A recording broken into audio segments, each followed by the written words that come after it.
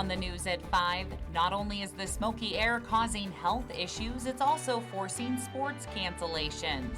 Plus, how will the all-mail ballot system work? And why do local election officials believe it's a reliable system? Chief Political Reporter Mike Dennison breaks it all down. From Montana's news leader, this is MTN News at 5. Good afternoon and welcome to the KTVH News at 5. I'm Jessica Nelson. Thank you for watching tonight on air, online, and on your favorite streaming device. Poor air quality forced school officials to cancel the Helena Capitals soccer matches scheduled for today. The Capital boys and girls soccer teams were set to host the Missoula Big Sky Eagles at 3 p.m. and 5 p.m. Girls soccer coach Brandon Price told MTN there is no plan to make up the games yet, but according to a release by the Montana High School Association, the fall season cannot be lengthened because it would impede on the winter sports season. And speaking of all of that smoke and hopefully when it might go away is Curtis. Well, good idea to cancel practice and outdoor activities like that, because when we've got unhealthy air for so much of the area here, it's just best not to exert yourself and breathe in any more of that fine particulate filled air than you absolutely need to. But Libby, very unhealthy. You can see from the Flathead Valley, the Bitterroot Valley, all the way over through the Helena Valley, all the way out to Lewistown. Unhealthy air for everybody to be outside. Air quality alerts continues from Fergus County all the way through Lewis and Clark County. Some cleaner air has moved into the northern tier of the state, but still looking at some pretty nasty conditions up there as well. Really, all of Montana and a lot of the West is dealing with this nasty air. There's a lack of air quality, and that will continue. Some tropical systems that will both help us and hurt other parts of the country. I'll explain coming up. And a wet weekend, no complaints, because we need the rain. More of the forecast coming up. This November, in about 7 weeks, Montana will complete its first general election with all-mail ballots in most of our 56 counties. 2 Republican lawsuits are trying to block the all-mail balloting process, claiming that it creates more potential for voter fraud and other problems. MTN Chief Political Reporter Mike Dennison tells us in the first of a 2-part series how mail balloting will work and has worked in Montana, and why local election officials believe it is reliable and a secure system. In an election where most of the ballots will be mailed to registered voters, it starts by making sure that the list of voters is accurate and up to date. And across Montana, county election officials do that by performing what they call list maintenance. Some people are concerned that voters would get removed from the rolls unfairly, but of course we have to have a way to keep the list up to date because addresses change, people pass away.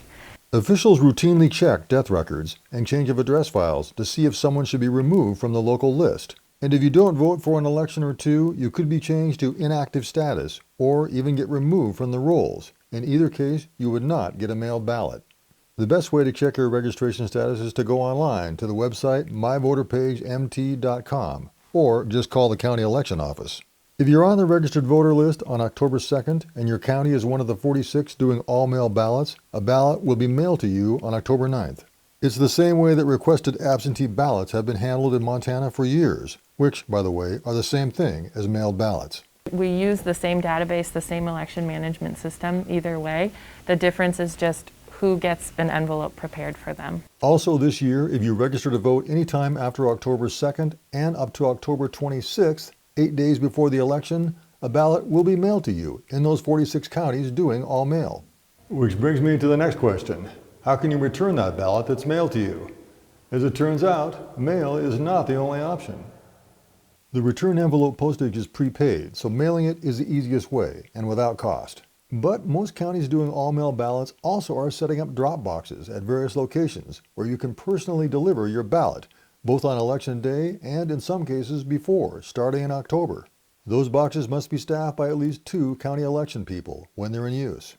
And if you register after October 26th, up to and including Election Day, You must get your ballot and submit it in person at the county election office. As you can see, it's a meticulous process with many steps along the way. Tomorrow, we'll tell you what happens when the ballots are received and counted. Reporting from Helena, Mike Dennison, MTN News. Also, mailed ballots must be received at the county election office by election day to be counted. Election officials are recommending ballots be mailed at least a week before election day, which is Tuesday, November 3rd. Well, it is no secret that growth in Great Falls lags behind other Montana communities. MTN's Tom Wiley takes a look at the obstacles to develop in Great Falls and what steps are being taken to make the electric city a more desirable place to live and work. Boarded up windows and shuttered storefronts have long been a staple of downtown Great Falls, and slowly but surely that's changing. Over the last few years, the area has seen revitalization, but there is still plenty of obstacles to growth. I think when developers take a look at some opportunities throughout Montana, they're looking at growth and population growth, and that's probably been our biggest obstacle, honestly. When they take a look at Great Falls and then they take a look at Bozeman and Missoula and Kalispell and how some of those cities and counties are really exploding in population and even Billings, while we've been flatlined and stagnant in our growth. But there are steps that a city can take to make things more conducive to growth. Through tax abatements and the evolving use of tax increment funds, public money can be used to help private developers get projects off the ground and in turn expand the tax base. There are going to be projects that in order to work, they need support both of tax abatement and tax increment financing. And it's really just a question of how hungry are you to have a revitalized downtown. The cost of redeveloping many old downtown buildings can be prohibitive, so developers have applied for TIF funds to install fire suppression or make projects ADA accessible. Other Montana communities have developed programs to use TIF funds for private business upgrades, yet Great Falls has not. And while other cities have been, let's just say, more aggressive with it, we've been a little bit more cautious on it and we're a little more conservative. And now I think we're taking a look at it and say, hey, let's start getting up to speed a little bit and let's be a little bit more aggressive with our use of TIF funds as well.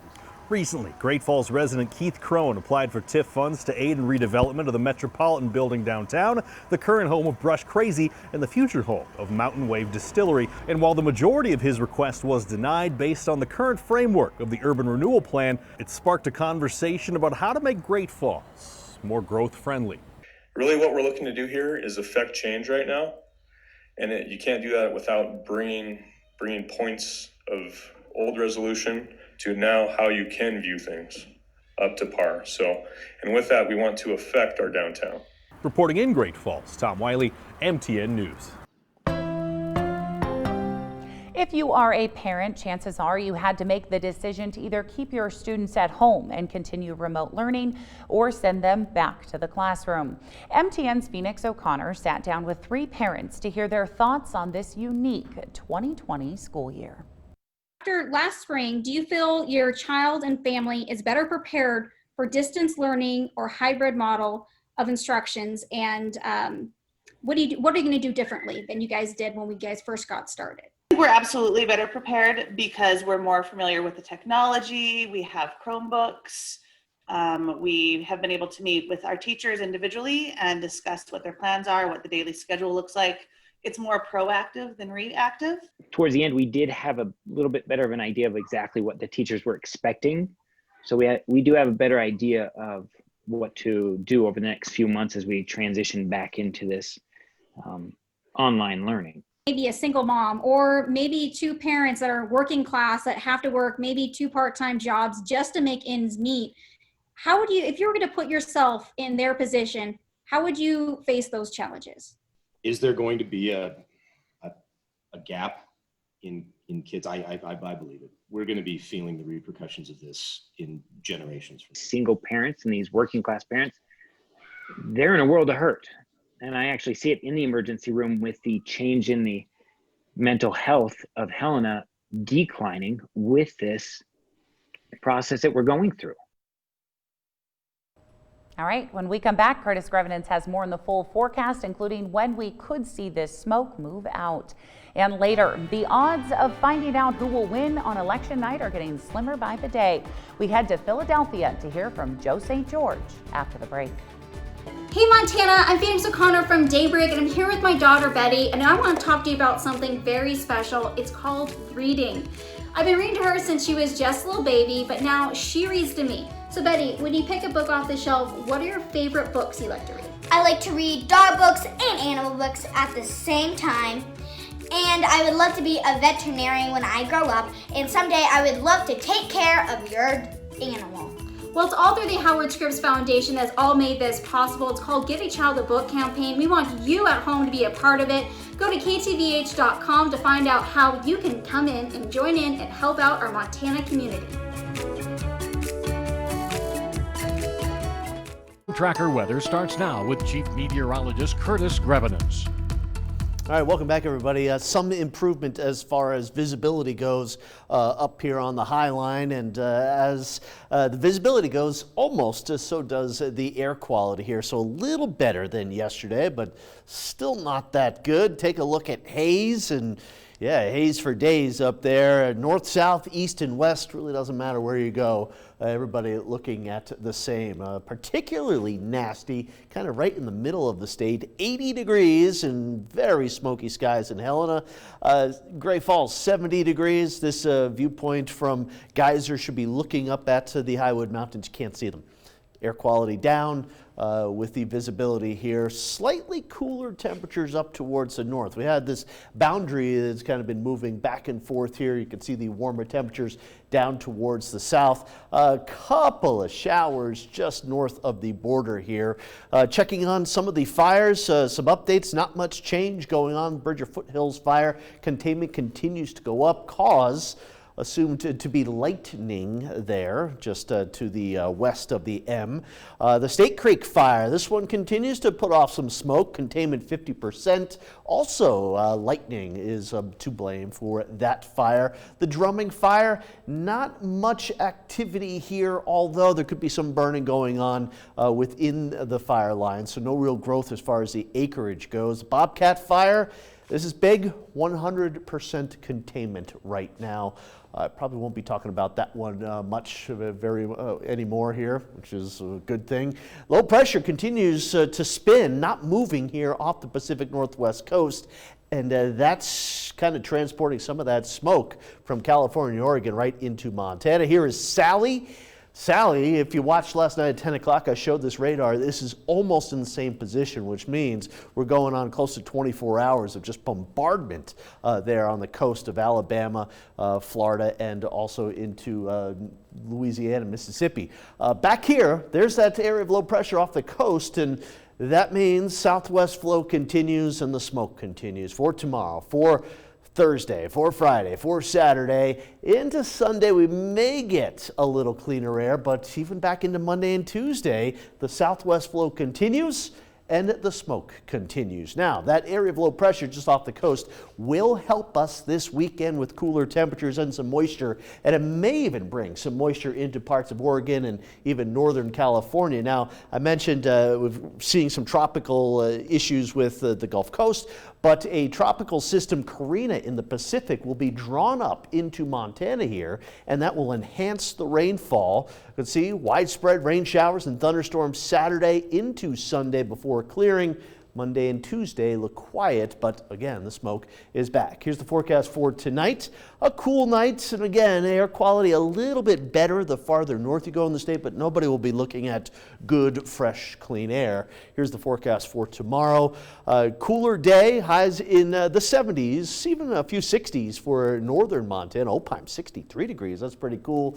Mid-70s around Lewistown. We should be right around 80 degrees for the high in Helena. So smoky skies continue the next few days. A late storm on Friday, Saturday, and Sunday. Rain showers around. That should help, again, kind of filter out some of the smoke here. Maybe looking at better air quality certainly by Sunday. And for Great Falls, smoky skies the next few days. Poor air quality. Showers and storms really increase Saturday into Sunday. We are now inside 50 days until Election Day, but the odds of finding out who will win on election night is getting slimmer by the day. Joe St. George explains. Remember the election of 2000? Selective hand recounts. In the entire state of Florida. What about election night 1948 when President Harry Truman held up papers saying he lost when he didn't? Whether you remember this or not, elections from years past are poised to have nothing on 2020, where ballots will likely be counted slowly. Election night, maybe election week. Why will counting ballots seem to take forever? Well, in the swing states of Michigan, Wisconsin, and PA, ballots can't start being counted until Election Day. That'll take time and manpower. In the swing states of North Carolina, Georgia, Nevada, and Minnesota, ballots can be postmarked on Election Day. That means they may take a few days to arrive. Some states, like North Carolina, require a witness signature on an absentee ballot just to be counted. Legal battles are expected on issues like that and more. I think we're looking at, 5 to 7 days, roughly a week. Ted Trimpa is a political strategist who says both parties are prepping for long nights or even long weeks. The challenge is you're going to have so many states that are now doing mail ballot, and they've never done mail ballot. And it just won't be the swing states that are the problem. For instance, this summer, some New York primary races took 4 weeks to get results. Henry Rossoff covers politics for Pix 11 in New York City and has talked to his unbiased sources about what to expect in the state that will almost certainly vote Democratic. We're not even begin to count half of our votes until 48 hours after Election Day, which if we were a swing state would seem absolutely outrageous. And here in Philadelphia, Pennsylvania, a crucial swing state, political insiders say other issues could result in longer than expected election night results as well. For instance, the state is using relatively new in-person voting machines that have not been tested in a presidential election. In Philadelphia, I'm Joe St. George. Up next, frozen in time, how one ice sculptor is trying to sell works of art after an event was canceled due to COVID. From Montana's news leader, you're watching MTN News at 5. Welcome back with us. Business is down 2/3 for one Great Falls caterer, but things are starting to look up. MTN's Keely Van Bittendorp has more. Since early March, Brian McKinney has been working to thaw his catering business, which has been chipped away by pandemic-related cancellations. There was about 6 months there where I did no events at all. McKinney says he's not only lost money, but also precious product with each cancellation. Ice is perishable, doesn't last forever. And there's been some events that have been canceled that it's just been a loss. Now, McKinney says the pandemic has put a freeze on his catering events, but that's all about to change.